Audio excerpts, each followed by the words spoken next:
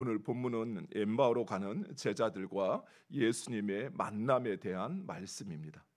예수님께서 십자가에서 죽으시자 제자들은 큰 충격에 빠졌습니다. 그들은 예수님께서 로마 왕국으로부터 이스라엘을 독립시켜 다윗 왕국을 재건할 것이라 여겼습니다. 아니, 그렇게 기대했습니다. 그런데 도리어 죄인의 형벌에 해당하는 십자가에서 못 박혀 죽으시자 그들은 모든 소망이 끊어졌다고 여기어 뿔뿔이 흩어져 자기 고향으로 돌아갔습니다. 오늘 본문에는 엠마오로 가는 제자들만 소개하고 있지만 이후의 말씀에 보면 실제로 이 두 제자만 돌아간 것이 아니었습니다. 예루살렘에 모여있던 제자들이 거의 다 자기 고향으로 돌아가고 있었던 것입니다. 본문에 등장하는 두 제자 역시 그렇게 실망하여 고향인 엠마오로 가던 사람들 중에 하나였습니다. 예수님께서 십자가에서 죽으실 것과 3일 만에 다시 살아나실 것을 이전에 말씀하셨음에도 제자들은 그 말씀을 다 잊어버리고 절망에 휩싸인 채 고향으로 돌아가고 있었습니다. 더욱 놀라운 사실은 오늘 본문에서 이 제자가 하는 말을 보면 이들은 이미 여인들을 통해서 예수님이 부활하셨다는, 다시 살아나셨다는 소식을 들었습니다. 그럼에도 그들은 그 사실을 받아들일 만한 믿음도 그리고 소망도 없었던 것입니다.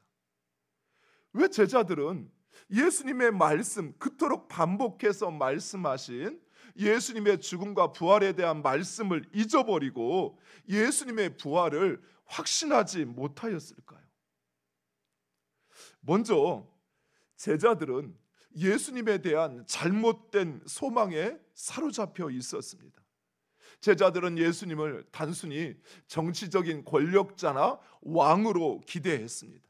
그래서 예수님께서 왕의 자리에 오르면 자신들도 중요한 직책 하나쯤은 받겠지라고 생각했습니다. 이처럼 헛된 소망에 사로잡힌 제자들은 그들이 듣고 싶은 것만 들었고 그들이 기억하고 싶은 것만 기억하였던 것입니다. 정작 그들이 기억해야 할 예수님의 죽음과 부활에 대한 말씀을 기억하지 못했던 것입니다. 사랑하는 성도 여러분, 우리도 일상과 신앙생활에서 종종 이런 오류를 범하곤 합니다. 신앙생활을 하면서 내가 듣고 싶은 것만 듣고 내가 하고 싶은 것만 하고 내가 기억하고 싶은 것만 기억하면 우리의 신앙은 결코 성장할 수 없습니다. 오히려 스스로 자신을 함정에 빠뜨려서 그 수렁에서 스스로 헤매는 결과를 맞이한다는 것입니다. 때로는 하나님의 말씀이 내 마음을 아프게 할 수 있습니다. 내 상처를 후벼 파는 것 같아도 말씀 앞에 나를 정당화하거나 나를 변명하기보다는 오히려 굳어진 내 마음의 밭을 갈아엎어야 합니다. 마음의 밭을 갈아엎는다라고 하는 것은 회개를 말하는 것입니다. 또 내 마음에 있는 바위를 깨트려야 합니다. 내 마음에 있는 그 상처를 깨트려야 돼요. 또 가시덤불을 태워 그곳에 말씀을 심어야 합니다. 그렇지 않고 굳은 땅에 말씀을 받으면 사단이 그것을 가져가 버려요. 바위의 말씀을 받으면, 상처 있는 마음의 말씀을 받으면 뿌리를 내리는 듯 하다가 어느 순간 그것이 말라서 사라져 버리게 돼요. 또 가시덤불이 있는데 그곳의 말씀을 받으면 세상 재물과 유혹에 그만 자라지 못하고 성장하지 못해요. 그래서 말씀을 받을 때 때로는 내 마음에 아니라는 생각도 들고 또 내 마음에는 왜 이런 말씀을 나에게 주실까라고 하는 의문도 들고 또 이해하지 못할 수도 있지만 오히려 내 안에 있는 그 굳어진 마음, 교만한 마음, 강팍한 마음, 이것을 주님 앞에 내어놓고 회개하셔야 돼요. 그리고 내 상처를 가지고 그것을 정당화하고 나를 합리화하기보다는 나는 상처받았으니까 안 해도 돼, 괜찮아, 이렇게 스스로를 변명하기보다는 오히려 그 상처를 주의 말씀을 통해서 치료받고 회복돼야 돼요. 그리고 그 말씀대로 행하고자 할 때 우리에게 찾아오는 시련과 역경이 있습니다. 사랑하는 성도 여러분, 말씀이 그저 자라서 싹이 나고 30배 60배 열매를 맺는 것이 아니에요. 말씀이 자라고 싹이 나고 열매를 맺기까지는 수많은 시련과 역경이 있습니다. 훈련과 도전이 있어요. 그것 없이 열매 맺는 거 이 세상에 아무것도 없습니다. 벌써 이제 8년이 돼서 이제 새벽마다 이렇게 새벽 기도를 나오면서 그 아파트에 있는 나무들을 이렇게 계절마다 보잖아요. 그런데 정말 푸릇푸릇하고 그 아파트 전체를 덮을 것처럼 울창한 그 나뭇잎들이 가을이 되고 겨울이 되면 싹 다 떨어져요. 그리고 나무가 그 푸른 것에 가려가지고 검다는 것조차 알지 못했는데 겨울이 되면 더 검어지는 것 같아.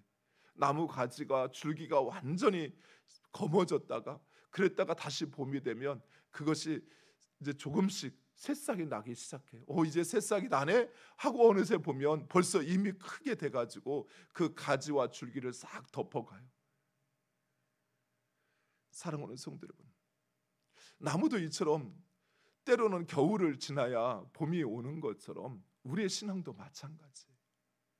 우리가 말씀을 듣고 내가 이 말씀대로 순종한다고 해서 바로 열매가 맺히는 것이 아니라 열매가 맺히기까지에는 때로는 시련과 역경이 찾아와요.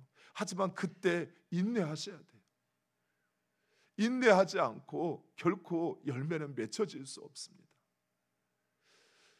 번뜩 내 마음에 감정이 있어서 주를 위해서 충성하고 내 몸 바치겠습니다, 그러니 내 삶에 이렇게 해주세요 라고 하는 우리의 소망과 열정이 있지만 그것만 가지고 열매가 맺는 게 아니에요.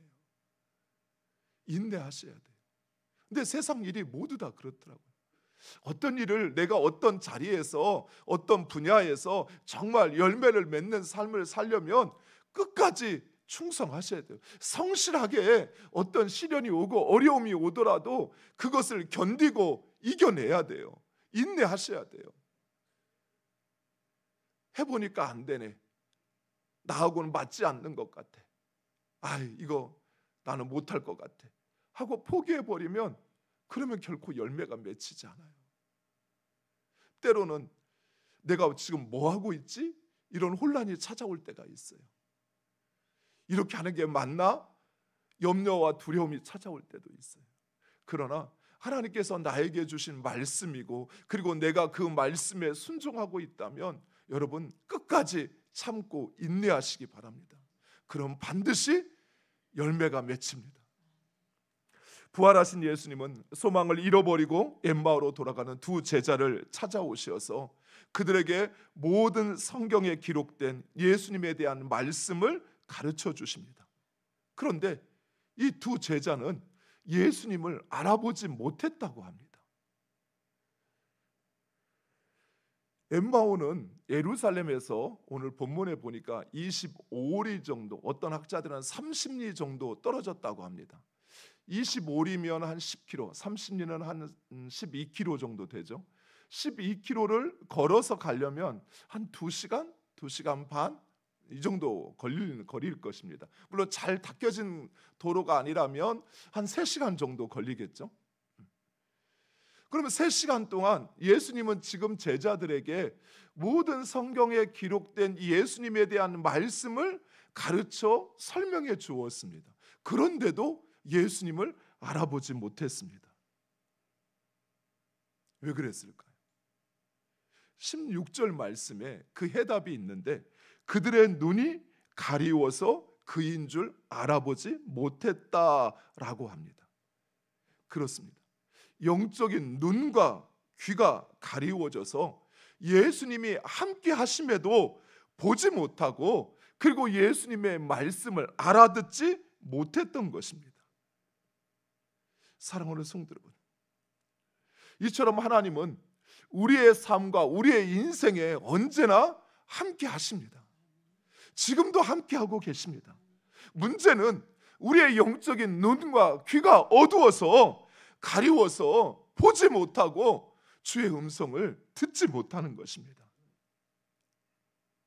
만약 내가 내 삶 가운데 지금 나와 함께 하시는 하나님, 그 하나님을 보지 못하고 하나님의 음성이 들리지 않는다면, 그렇다면 지금 나의 영적인 눈과 귀가 가리워져 있는 거예요.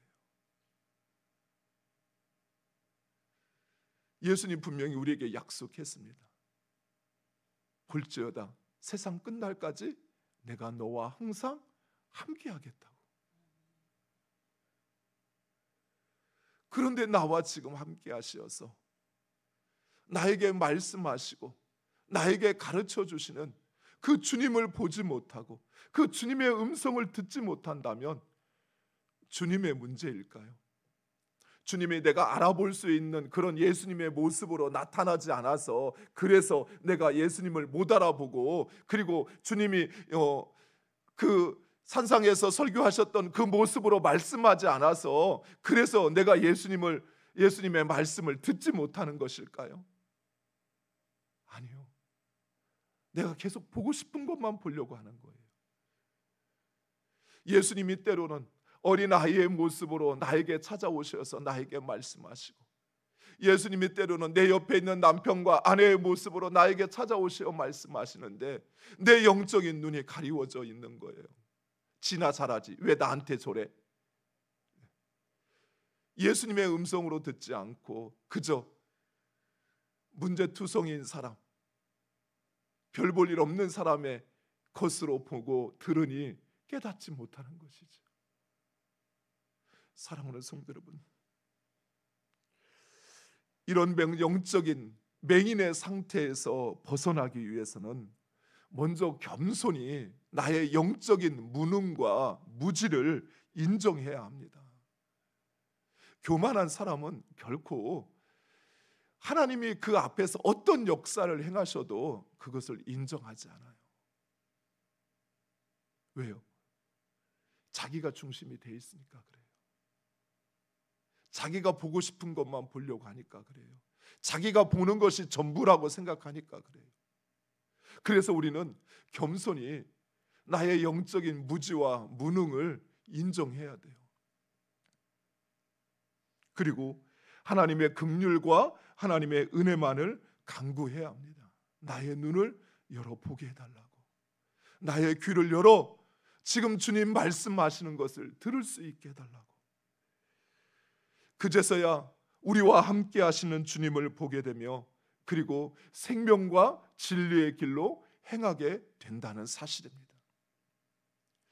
사랑하는 성도 여러분, 그럼에도 우리에게 소망이 있습니다. 왜냐하면 우리 주님이 먼저 우리를 찾아오신다는 사실입니다. 제자들은 예수님의 말씀을 까마득히 잊어버렸습니다. 죽음과 부활에 대한 말씀을 기억조차 하지 않았습니다. 여인들이 부활하신 예수님에 대하여 천사의 말을 증언했음에도 불구하고 그 말씀도 믿지 못해서 그래서 고향으로 돌아가고 있었습니다. 그런데 예수님은 그런 제자들을 찾아오셨어요. 그런 제자들을 찾아오셔서 다시 처음부터 모세와 선지자의 글을 가르치고 자신에 대한 말씀을 가르쳐주고, 그리고 그들에게 자신의 몸이었던 떡을 떼어줄 때 그들의 눈이 밝아졌다라고 말씀하십니다. 사랑하는 성도 여러분, 우리 주님은 결코 우리를 포기하지 않으십니다. 심지어 나는 나를 포기할 수 있어도 우리 주님은 그런 나를 포기하지 않으셔요. 그것이 우리의 진정한 소망이 되시는 것입니다. 하나님이 우리의 예수 그리스도가 우리의 참 소망이 되는 이유가 여기에 있습니다. 나는 내 자신을 보고 세상을 보고 두려워서 절망하고 포기할 수 있어요. 그런데 그런 나를 우리 하나님은 포기하지 않으셔요. 그제서야 제자들은 예수님인 줄 깨닫고 예루살렘으로 돌아갑니다. 사랑하는 성도 여러분, 우리가 바로 그 하나님의 사랑과 은혜로 살아간다는 사실을 기억하시기 바랍니다. 하나님의 사랑이 없었다면, 예수님의 은혜가 없었다면 우리는 결코 이처럼 우리의 삶의 진정한 소망이 무엇인지 알지 못했을 것이고, 진리의 길을 깨닫지 못했을 것이고, 그 길을 갈 수 없었을 것입니다. 그저 세상 사람들처럼 눈에 보이는 것이 전부인 줄 알고, 또 그것을 얻기 위해서 수단과 방법을 가리지 않고 그것을 얻으면 모든 것이 되어진 양 그렇게 살아갈 거예요. 하지만 영원한 하나님 나라를 소망하면서, 그리고 세상 사람들이 빠져가는 그 불의와 악함이 아니라 오히려 하나님의 선함과 의로움을 쫓아 살아갈 수 있게 된 것입니다. 사랑하는 성도 여러분, 그 사랑과 은혜를 기억하시고 감사하시기 바랍니다. 그리고 우리가 가야 할 길은 엠마오가 아닌 예루살렘입니다. 사랑하는 성도 여러분, 엠마오는 세상으로 가는 길을 대변한다면, 예루살렘은 예수님이 올라가셨던 길을 말하고 있습니다. 여러분, 지금 어느 길을 가고 있습니까? 엠마오로 가고 있습니까? 아니면 예루살렘이 오르셨던, 예수님이 오르셨던 예루살렘으로 가고 계십니까?